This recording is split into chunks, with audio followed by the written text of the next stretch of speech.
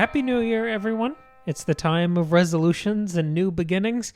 Of course, we're like 6 chapters into something, so that's not really a new beginning. But to kind of make up the difference there, Maggie and I made a huge change in our personal lives. We usually try not to get personal. It's not that kind of show. It's not a confessional thing. But I'm willing to open up here for a second and say that between us as hosts, as spouses, we did start watching diners, drive-ins, and dives.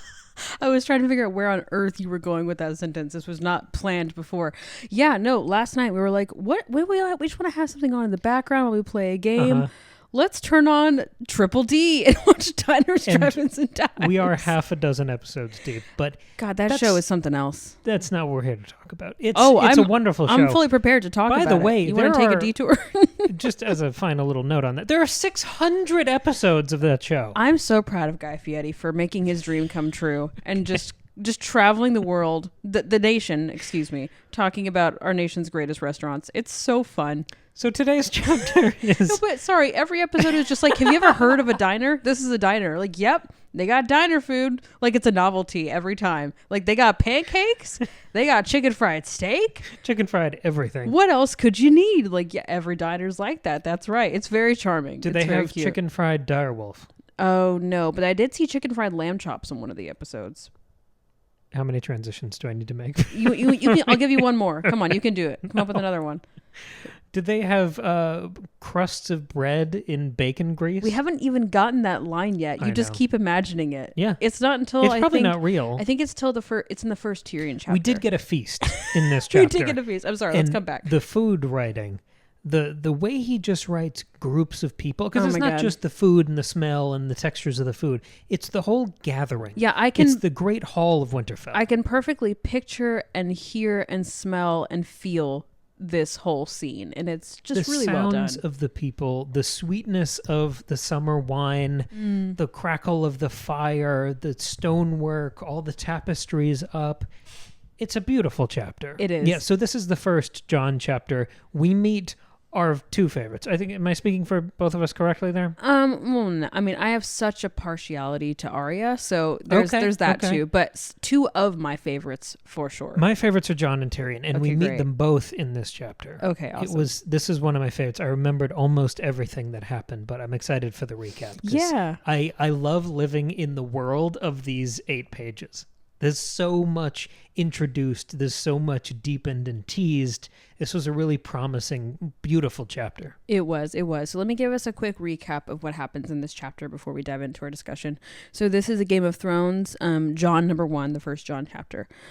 So what happens is we are at the welcoming feast for King Robert and all of his people he brought with him at Winterfell, where, of course, the Starks live. And we are in the perspective of Jon Snow, who is Ned's bastard son, who, as a reminder, is 14 years old.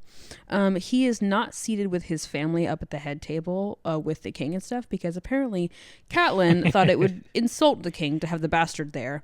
And Jon's like, in this very like middle child way, is like, actually this is better because I could just drink all the wine I want. Like, yeah, I'm being excluded and 14. That's terrible. But he's like, yeah, I could just, because like he thinks, all the other kids are going to get to have 1 glass of wine, like in this like special occasion. I can drink as much as I want. Right. So this 14-year-old just getting plastered. He's in the corner getting shit-faced with his dog. Yeah, exactly. Honestly, yeah, I connect a lot with Jon. Okay, so that's happening. And so he's pretty pleased with this arrangement, okay? Uh-huh. And we also like sort of in Jon's mind, we sort of like flash back to the beginning of the feast when everybody entered, and in reliving this procession, we sort of learn finally all the names and ages of all the Stark kids and all of the of Robert and Cersei's the kids. Lannisters. Sure. Yes, the Baratheons, but we also get our first look at some of the Lannister family members that have only been abstracted up until this point. Yes, so we like meet a lot of people like in like just like first impressions. So of course we meet King Robert, who Jon just sees as not impressed, disappointing, fat, and old. He's like, this guy sucks. Queen Cersei, who is like beautiful and haughty and but mean, frightening. The pretty lady's mean, pretty mean lady, yeah. And then of course Robert and Cersei's children. So Prince Joffrey, who is 12 and very tall and is like looking around in a very disdainful way. He has long curly hair. Did you catch that? Yeah. That's very, weird. Very isn't it? different. Yeah. And it's like okay, we got to really start separating from the show here. We meet Tommen, who I believe is supposed to be about 9 years old, just middle kid, who cares, right? And then Princess Marcella, who is 8 and looks kind of stupid. And all 3 of these kids are described as having beautiful golden blonde hair. Okay, and then we also learned that through this procession, like sort of escorting these royal family members are the Stark kids. So of course we see Robb again, who we've met before, and Bran, and then Rickon, who is 3, very cute. And then we also meet the daughters. This is like, I think the first time they're named, or at least Sansa was named last chapter, but Arya wasn't. So we meet Arya, who is 9, and Sansa, who is 11.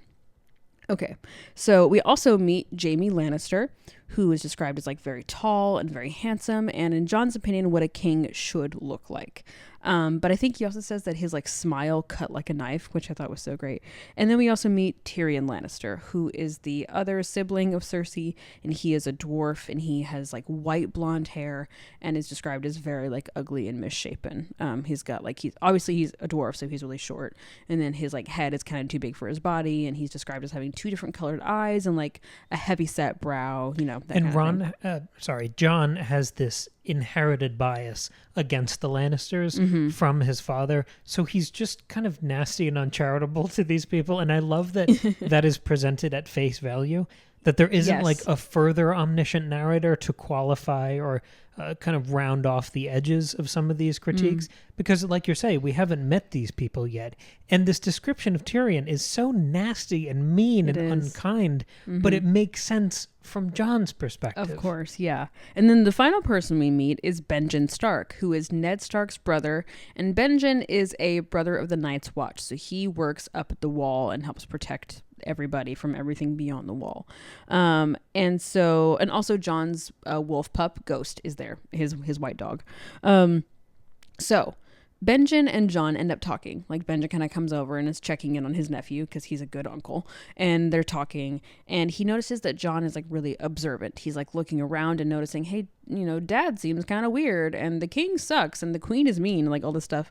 And Benjen just kind of makes an offhand comment and says, like, you're really observant. We could use a man like you on the wall. And Jon's like, actually, that's awesome. I've been thinking about this a lot. I'd like to go now. Can I go to the wall with you? He's also 14, smashed. He's like, can I please come to the wall with you? Like, this is what I want to do. And like, in a serious way, he's been thinking about this, and like sort of thinks like, this is the only future he can imagine for himself. He can't, you know, do anything that his siblings are going to do because he's a bastard. He's like, what am I going to make of myself? This is where I can like succeed. And so he wants to go with Benjen. And Catelyn would probably block him from having any sort of official role at Robb's side, or certainly in the official like reigning of the Starks in the North. Exactly. And so Benjen says, well, I don't know, you're a little too young to like make that decision, Jon. I don't think you understand what you'll be giving up if you come to the wall. This is where we learned that the people who are brothers of the Night's Watch, they take vows, and like they don't they like basically take vows of celibacy. They say they're not going to father any children. I mean, we learn later that's incredibly loose, but like they don't get to have children, they don't get to get married, they like have to dedicate their whole lives to this thing. And so Benjen's like, I don't think you're ready for that. And Jon gets really upset. He's already feeling left out and weird, and he's like way too drunk. And he starts to cry. And of course he becomes embarrassed by this because he's a 14-year-old kid. And of course you're embarrassed when you start to cry. And he kind of does a, you're not my dad kind of thing, and stands up, and then he like trips and he embarrasses himself more. And he just gets really upset and like runs out of the hall. And so he runs outside and he thinks there's no one out there. And then of course he comes upon Tyrion. So Tyrion Lannister is sitting outside, hanging out, like sitting, I think, atop a wall. And he like does like, oh, I didn't know anybody was out here. And Tyrion also had wanted to like get away and be alone, and so they talk. Tyrion figures out who Jon is without Jon even saying so. He's like, oh, you're Ned's bastard, aren't you? And Jon like gets upset by that. And then Tyrion sort of just like shares some like life advice, I guess, to try to connect. And he says that Tyrion says like he's also like a bastard because he's a dwarf, and he has quite a lot in common with Jon. And Tyrion gives Jon kind of 2 key pieces of advice that I think are really like these iconic lines. Formative, yeah. Very formative. I'm just going to read them to you. The first one that he says to Jon is, never forget what you are, for surely the world will not. Make it your strength, then it can never be your weakness. Armor yourself in it, and it will never be used to hurt you.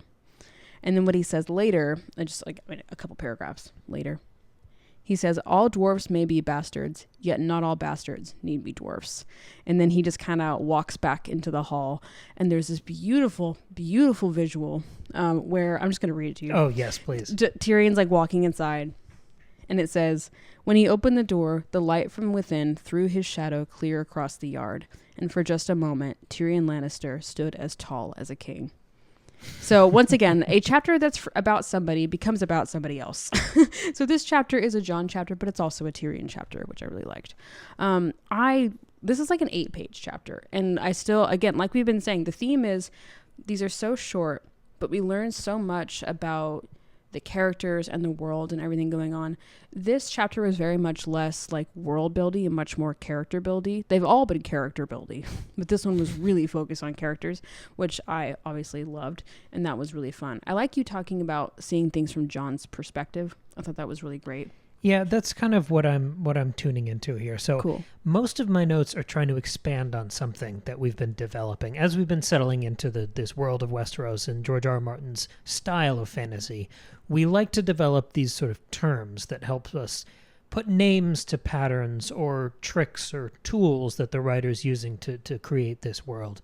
And we've been talking about echoes, but in a different way than we used to with Tolkien or Sapkowski. So I have a couple examples of echoes that I think will come together to form a new type of echo.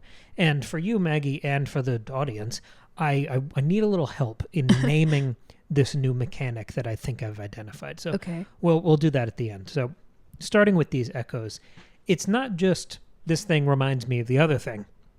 We talked about this last week, that what happened in the Godswood, in that Catelyn chapter with Ned, it felt like that recurred in the totally different context of Ned and King Robert visiting Lyanna Stark's tomb in the crypt, where it had the same elements, but it seemed to be focusing and making much more explicit the ideas that were in the Godswood now here in the crypt. So it's kind of like that Blade Runner scene where he zooms in and enhances and he just sits on the couch and does that for 20 minutes. I feel like that's kind of what's happening here. So if you remember a couple chapters ago, I think where we met Jon, we had that direwolf diorama. Yeah. Where there was the dead direwolf and there was the stag antler in the neck, and that was the symbol of the Baratheons. And it was this big prophetic tableau for us to pick apart and see what it means. Yeah. But for the characters, it was just like, oh, we got some new dogs. Some of them did the prophecy work, but we saw it perceived on both levels. Okay. I think that's happening here, where Jon is at the table, he's eating alone, he's grumpy, and Ghost kind of pops up, he slithers under the table, and he's kind of knocking against his leg looking for more food, and Jon gives him a whole chicken, basically. Yeah. He was going to rip off a leg, and then he just gives him take the whole chicken. thing. Yeah. Uh-huh. So Ghost eating the table scraps, I think, is a really compelling reduction of the direwolf diorama. Okay. Because like the Godswood transformation into the crypt, we're reducing the symbols in the imagery down to their simplest elements, to the point that the usually grim message underlying the imagery is so overt that it kind of explodes the metaphor of representing something indirectly. So it sort of ties off and explodes an idea that was introduced previously. So Ghost eating the table scraps. There wasn't consumption in the direwolf diorama. There was the aftermath of carnage. True, and then the expectation of vultures and forest creatures that were going to come pick the bones clean of this thing. Seeing Ghost eating the table scraps, I think it reduces that direwolf diorama thing down to the basic binary of this world of life versus death. It reduces it down to that basic pecking order and hierarchy of bigger thing, living thing is going to eat the rest. Okay, sure. It clarifies it almost on an evolutionary scale. I think it reduces that symbol down to something so elemental that there's really nothing more to say. Nice. Okay. This happens again almost immediately after that, where last chapter we were talking a lot about Ned's skills of perception. Yes. And I was talking about it in the context of Macbeth, where a lot of that character's work in the play is the act of parsing prophecy. And Ned was doing similar work, trying to make sense of things and analyze, and almost doing the work that we do in real time during the scene. There was almost like a fourth wall tease there. And I think that idea comes back around here, where Jon is similarly perceptive. But it's not just him trying to be a good father and a good Lord of Winterfell and like an attentive guy. Yeah. In Jon's case, it is framed as a basic and necessary survival instinct. Totally, yes. His watchfulness is not like a quirk. It's the only way he stays afloat in Winterfell. Yes. That's another reduction. I think that's another focusing of concept from the introduction of that idea with Ned last time. Because you get lines here that sort of, they bring back the idea, but it's distilled and made so explicit that, I think it's sort of put to rest. When you get a line from George like, a bastard had to learn to notice things. Yes, right, There was nothing that on the nose in the introduction of the concept with Ned last time. I see, yeah. So the trend here, I mean, it is on a discussion level, it almost feels like seen or unseen, where there's a gesture of an idea, and then it becomes incredibly clear and transparent the second time when it recurs. Nice, I like that. It's the act of squinting at imagery. So, no, I have like some of the ideas that I had, I think connect and build upon and like strengthen what you're saying right now. Because I also noted the moment when Ghost is eating the chicken, and I also thought about the Jon being observant. Okay. So first of all, when Ghost is eating the chicken, there's this moment where another dog. There are a lot of dogs at this feast, and so which is why like Jon was like, I'm thinking he's gonna be mad if I bring my direwolf. Like no one's gonna notice, and so. This dog comes and tries to, or attempts to take this chicken away from Ghost. Now, Ghost is still a puppy, okay? I mean, he's a big puppy, but he is smaller than this other dog. This dog is like a black dog, and she comes up and sort of like looks at Ghost, like sniffs a bit, and then kind of growls and barks and sort of like tests the waters. And all Ghost does, like he doesn't move, he doesn't bark, he doesn't make any sound. He just kind of stands there and looks at her and bares his teeth. And then she kind of was like, all right, never mind, and backs off. And so he's able to like quietly sit there and just sort of, I don't know, intimidate his way out of a problem without actually having to fight. And I don't know how exactly to read that just yet, but it feels like some sort of foretelling or prophecy, or I mean, maybe that's too strong a word, but it's, why else would that scene be in there? You know what I'm saying? I think it's an extension of the comparison between this scene at the table and the direwolf diorama. Okay. I think that other dog coming and sniffing around and trying to assert dominance, I think that's Theon trying to kill the direwolf pups. Oh, interesting. And Jon stands his ground, and Theon backs down. That's pretty cool. I like that a lot. Okay, well, this is great, because then, like, to further extend Ghost's connection with Jon, when Benjen comes over, Benjen says that he's a very quiet wolf. And Jon says he's not like the others. He never makes a sound. And so I'm thinking about, okay, Jon's just been described as being observant. Benjen's picked up on that. And Jon, the narration has told us that it's necessary when you're a bastard. You have to notice things and see through other people's lies. You can't be observant without being quiet. Like, those two things go together really well. And so I'm like making this connection between Ghost being very like quiet and like not needing to do a lot to make an impact, and is like noticing things really well. And then, of course, we connect back to the seeing thing. If Jon is being very observant, last chapter I talked about this, and then in the Bran chapter with the direwolf pups, we talked about this, where Ghost's eyes are open before everybody else's. Ghost is sort of this exception amongst the Starks, where he's not blind to things, he's observant, he sees things. And so we can, of course, connect that to Jon, and that's strengthened and even proved here with all this stuff about Jon being really observant. And you notice that when he gets really upset and leaves the banquet hall, he's like crying, and it says he like stumbles out half blind, like he's upset, and so he leaves in like this like power of observation, like the control that he has through his observation has sort of been removed. And so that's why he is upset and leaves the hall. So I think what you're saying, this reduction or simplifying of these concepts through these symbols with Ghost, I think that's all working really well here. My working title for this idea is a reduction echo. And I've got a few more that I think might help to kind of consecrate the idea. Awesome. The next one is, I want to spend a little time, and I guess we've done the spoiler thing on all of these episodes, but we've seen the whole show, we've read the whole book, so spoiler alert for everything. Yeah. But I want to compare Jon's intro to Dany's a little bit. Fantastic. I'm so glad you're saying this. There's the parallel right there of them both being sort of, Targaryens lost in in the wrong space and time. But I think if you compare their introductions, there's sort of a parallel inversion, and it feels like another one of these reduction echoes. Sweet. So yes, surface level observation, they're both dispossessed younger siblings adjacent to some sort of destiny or great quest.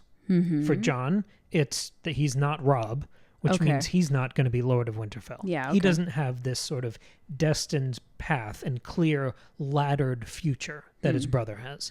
And for Dany, of course, you have Viserys' quest to be the homecoming king, to return to Westeros and assert himself as the new king. Yeah. Neither of them are going to be number one. Exactly. Yeah. Right. They're always going to be in the shadow of their siblings or their peers. Yeah. Right. And that's where we meet them, in the shadow, but next to this quest that has such an allure to it. But if you compare the elements of their introductions, Robb is incredibly kind to Jon. We don't even see them interact, but we see Jon's opinions of everyone. Yeah. And he seems to admire and respect Robb. And we don't get the sense that Robb treats Jon in any way like Catelyn treats Jon. I will say that you're right. Jon does, in the narration here, we see Jon sort of recognize that Robb is kind of stupid about some things. Like, just in his observation, he's like, Robb didn't even notice that Marcella's an absolute idiot, like that kind of thing. But I think that's just kind of like that brotherly competition, unless like I hate my half brother. Like he's not sitting there resenting his family when he's sitting back. It's also it read to me sort of humorous. I mean, making fun of your brother being kind of stupid about girls when he's 14. I mean, even Bran said Robb was kind of stupid. Like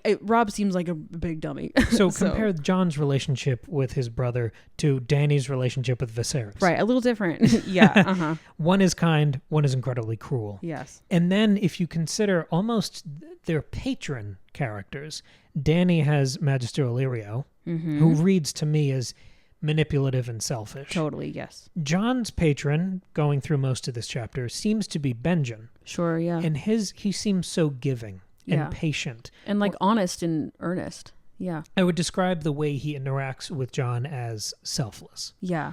And if we tease out sort of the implication, the teased future of where these characters' journeys are going to go, we almost get the equation of Khal Drogo and the Night's Watch. Oh, okay. Or these are sort of the fearsome futures for these outcast POV characters. Sure, but the difference is that Jon wants the Night's Watch and Dany does not want Khal Drogo. He wants it, but like you said before, he also thinks it's his only future. That's true. Dany's is... I mean, it's not up to her. She's being sold off to this Khalasar and all that. That's true, yeah. But Jon seems to be funneled into the Night's Watch. Yeah, sure. At every turn and every comparison, Jon has it better than Dany does right now. But I do think there's an interesting comparison I'd never really considered there for the Night's Watch and Khal Drogo and that whole life and with the horses. That's really interesting. This question of patrons, like I talked about Illyrio versus Benjen, I think that patron question in comparison gets more complicated as you move through the chapter when you get another candidate. Benjen sort of fades into the background and we meet Tyrion Lannister. Right, I was going to say he's sort of the second, like the round two of the patrons and here. I think he's a stronger example of what I'm trying to talk about. This is the next sort of reduction echo I want to play with.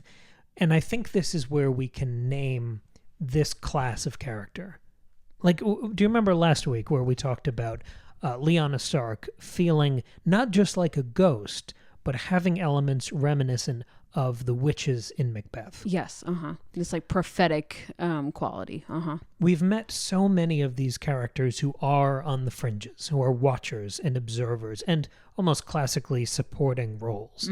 But Tyrion really evolves this idea. Yeah. And the way he's introduced, there's a word there that I think I want to use as the name for this new class of character, like we introduced witches last time. I think I want to call this type of character gargoyles. Okay, cool. And even there, Jon is faring better than Dany, because if you compare Tyrion to Illyrio, Illyrio's like vaguely aware of the geopolitics that might help a Targaryen claim, but he's also kind of in exile and much more of an outsider than Tyrion is. Oh, of course, as brother of the current queen. Yeah. So yeah, I what do you think of that gargoyle term? That's really interesting. So are you saying that term would also apply to like people like Dany and Jon, who are also these sort of like outsiders but still there, like they're still on the church building but they're sort of on the periphery, right? It's interesting because we never, that's the thing with these books, we never get a POV from someone who's actually royalty. Oh, you don't? We don't get any of the kings. Okay. Like there's that thing in Clash of Kings where there are 5 kings going at it. None of them are POV characters. Okay, you don't get Stannis, you don't get Robert, you don't get... Okay, yeah. You could say we have Dany, but I think that claim for almost the entire series is aspirational more than it is official in any capacity. That's fair, yeah. But yeah, I think this gargoyle term, because we could apply it to Ned as much as we could to Jon or Dany or Tyrion. But maybe this is just the type of character he's interested in for POVs. Like, would we call Bran one of these gargoyles? See, I wouldn't, because I think what also defines this class is like the status of being an outcast. Okay. And Bran and like Ned are not outcasts. They are a little bit separated, like being up in the north, and like Bran's like the second born son and like the 4th kid in the line of children. So like he doesn't have the status that Robb has. But still, like although I think, spoiler, Bran becomes more of a gargoyle character after he's paralyzed. So I think you can maybe put him in there later. By the same token, Ned becomes more of an outcast when he spends most of his arc in King's Landing. I was going to say, once he gets there, then he feels... Yeah, so you have to have this outcast status, which may not always... Like, Tyrion and Jon are born into that. Dany is born into that through circumstance, and it's kind of stuck there. And then, people like Bran and Ned sort of end up becoming that as well. We're still early days into this series. It's another thing I want to look for. I want to see if this idea catches on or develops at all. That's interesting. I found some other Dany connections. Oh, do you mind if I point those out? Because this is very exciting. Like, I kind of had these like small points in my notes, and you're just like, as we're going through yours, mine are just coming out. So this is working great. Perfect. Because I also noted some really interesting connections with Dany and just the Targaryens in general. To broaden it out to Targaryens first, I liked that. I don't remember this at all from every other time I've read this chapter. But we get a mention of Daeron Targaryen, who is also called the Young Dragon, who was some Targaryen in the past who was this almost this like Alexander the Great figure, like conquered stuff really young, ended up dying when he was 18, but like sort of has this legendary status. And he's described as one of Jon's heroes. Like, Jon, knowing what happened with the Targaryens, it admires and knows this guy died at 18, admires this Targaryen figure. So that's interesting.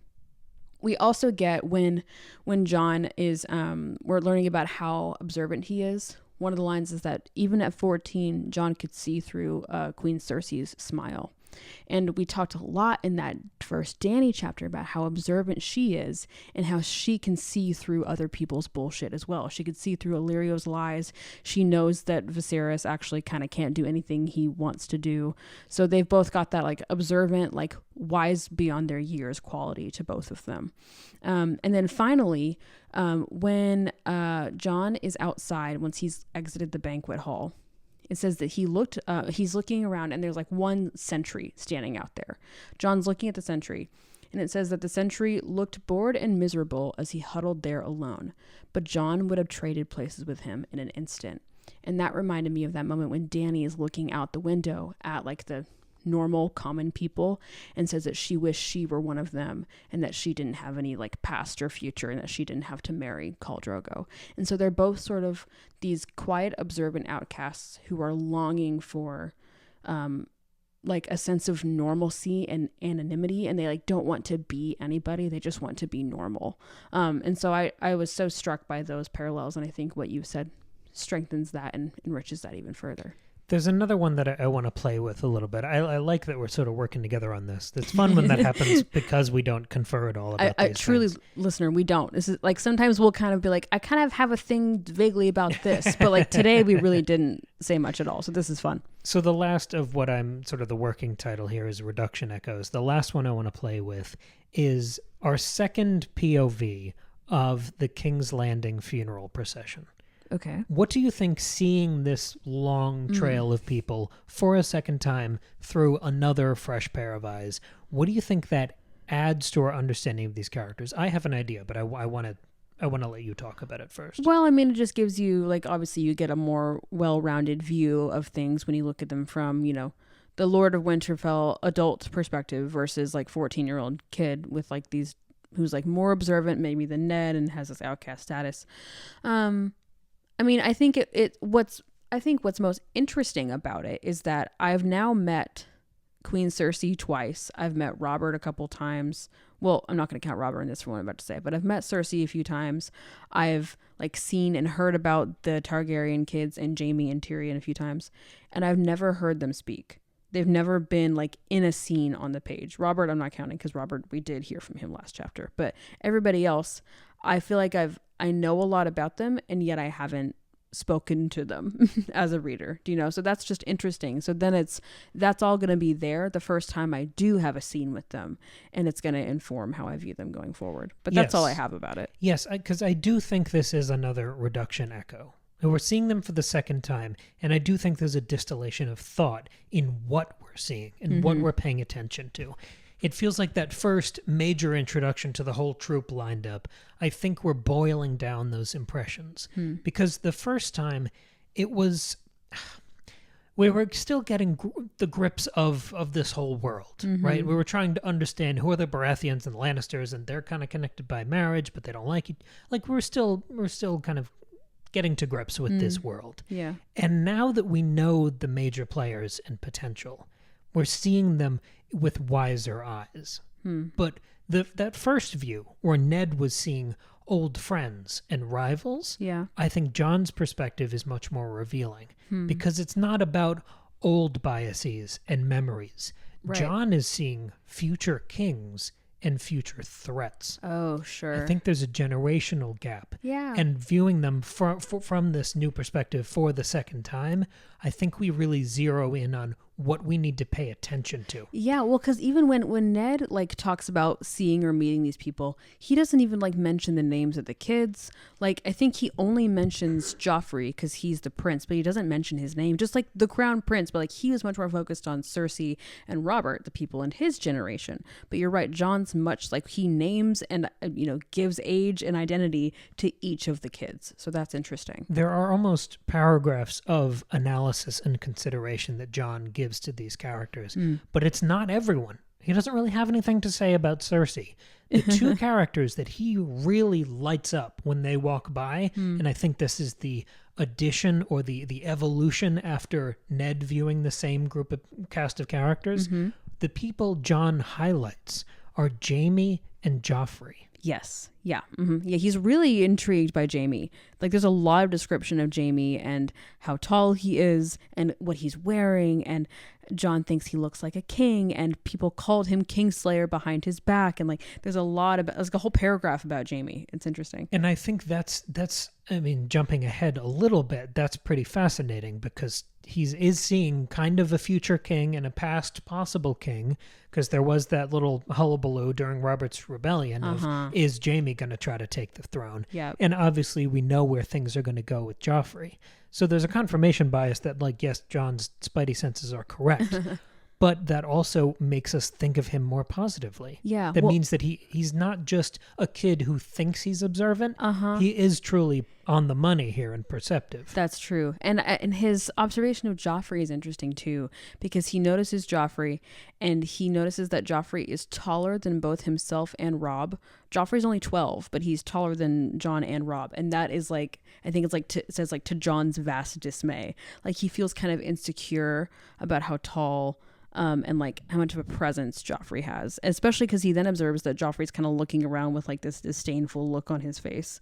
So he's sort of like feels personally threatened by Joffrey in a way. And if Jon does have this almost unrequited love for the Starks, yes, most of them are very nice to him, but the thorn in the side there is still always the defining trait of his character as he relates to the rest of them. Yeah. He loves them and cares about them and wants to protect them. He has that protector thing already about his character.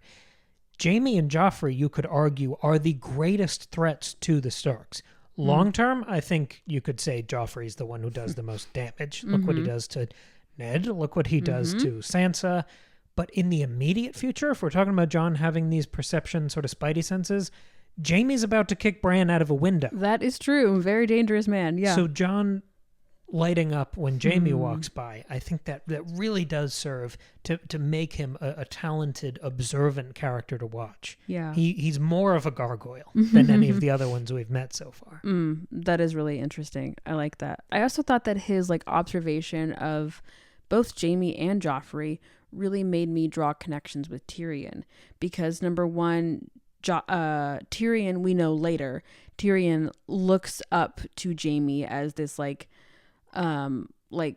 idealized, presence, like this tall, heroic figure who Tyrion can never be. And so it's almost this like sad thing. He also like loves his brother, so there's that complication in there. But like Jaime is the person that Tyrion could never be. And so there's like that admiration there.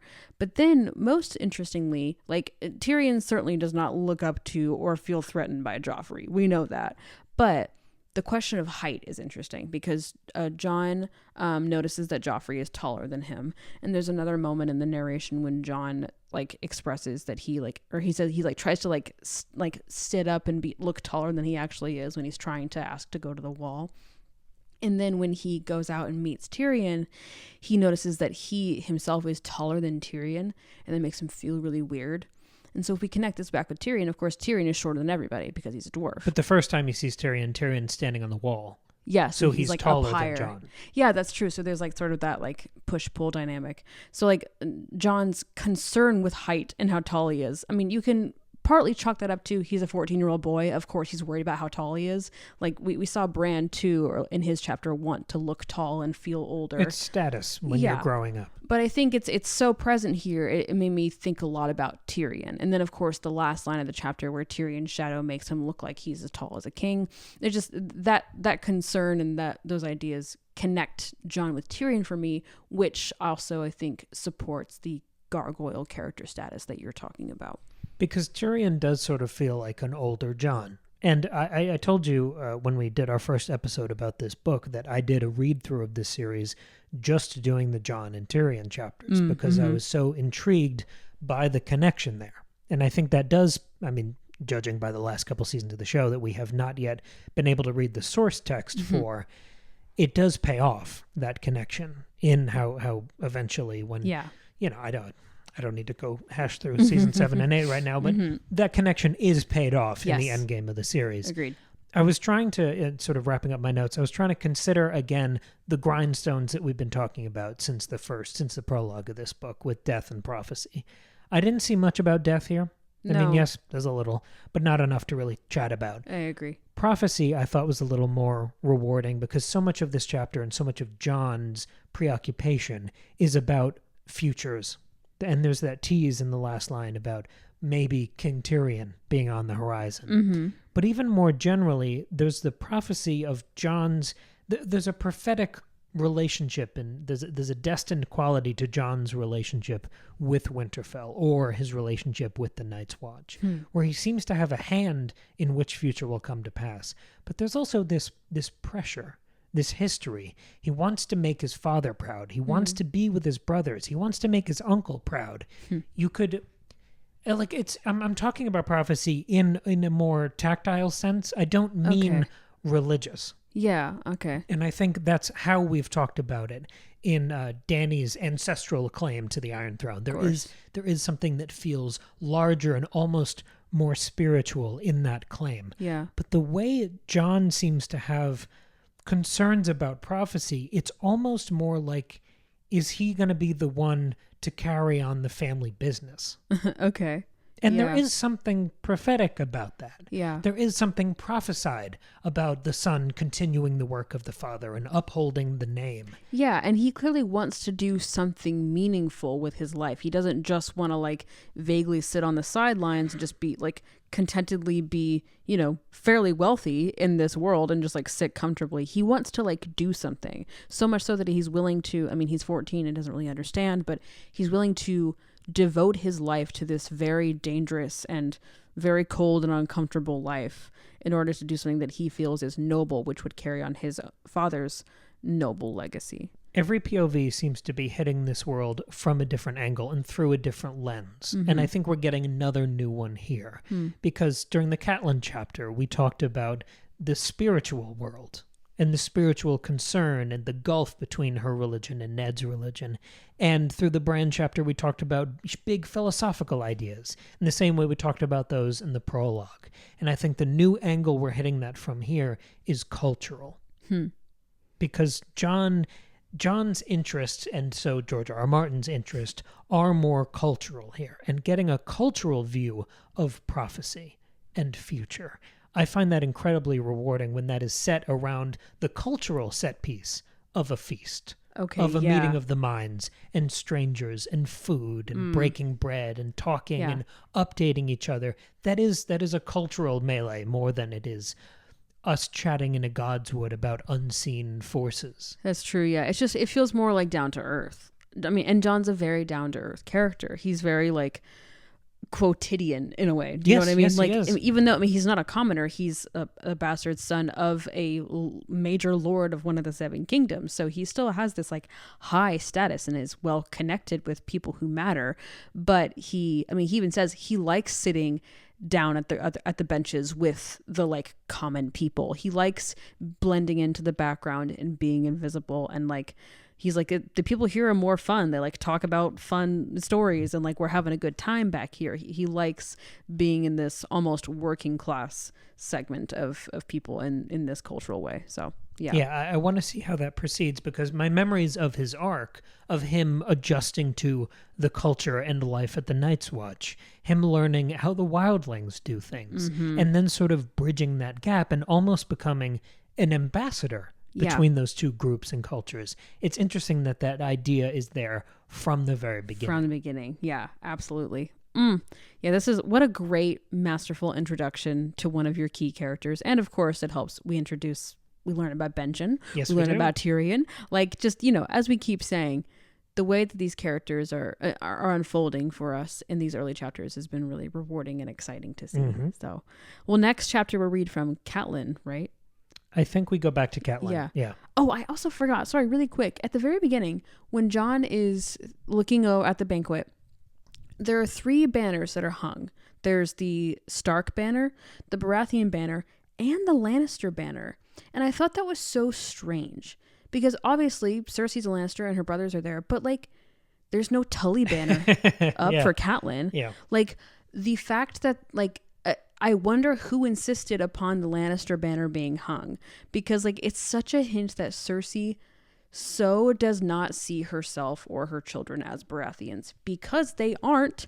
But like even now, like when I think about these characters, I like forget that Cersei was married to Robert. I like forget that Joffrey is called Joffrey Baratheon until he's not. Like I just forget that these people are supposed to be Baratheons. And it's interesting that even here, this early on, there's this insistence on the the presence and prevalence of the Lannisters compared to the Baratheons. I thought that was really, really interesting. Yes, and it's a great way of dropping hints early on. Mm-hmm. Yeah, because we have to figure this out even before Ned does. Yeah. So I loved that. That was great. So what do you think about some of these new ideas, this sort of reduction echo, distillation echo, whatever we're going to end up calling it? What do you think of this new concept? You can let us know in the comments, or you can email us, secondbreakfastpod@gmail.com, or you can drop a comment over on our Patreon, where you can support the show. For $2 a month, you can get a brand new episode and a back catalog of a year and a half of all of our other old episodes and content and analyses, and we have a lot of fun over there. We've had that big series on Patreon of the Breakfast Buffet, where we do roundups of a bunch of work of art that we've consumed lately. Yeah, these are all bonus episodes. Yes. Normally we do episodes every Tuesday and Friday. Friday is always these Game of Thrones episodes. But if you want even more. But yeah, if you want more, like that's what all that is over there. It's very, very fun. And we've got a fun one coming up in a week or two that we've already recorded. That one, we can say what we're talking about. Yeah, on that sure. one. We're talking about some movies on that one. We're doing Godzilla -1, Poor Things, Ferrari, and the Iron Claw. Yeah, that was a fun one to record. Those are called our breakfast buffets, just a selection of things. And then, of course, we'll have a new episode for you on Tuesday. I don't remember what's coming out next Tuesday. I think it's calendar's my all off. Fallout 3 retrospective. I think it is. I think it is. So that's going to be really cool. We talk about games here too. We talk about all kinds of stuff. And if you missed it, this last Tuesday was our Monster Brekkies, which is our 4th annual Brekkie Awards, where we go through a bunch of categories and talk about. It was an hour and a half of us talking about our favorite art from 2023. Yeah, so our year in review. It's always fun to do. Yes, that one is fun to prepare. If you haven't checked that one out yet, that one's right there for you on podcast platforms and on YouTube. So yes. Thank you very much for joining us. Have a wonderful weekend, and we'll be back here on Tuesday. See you later.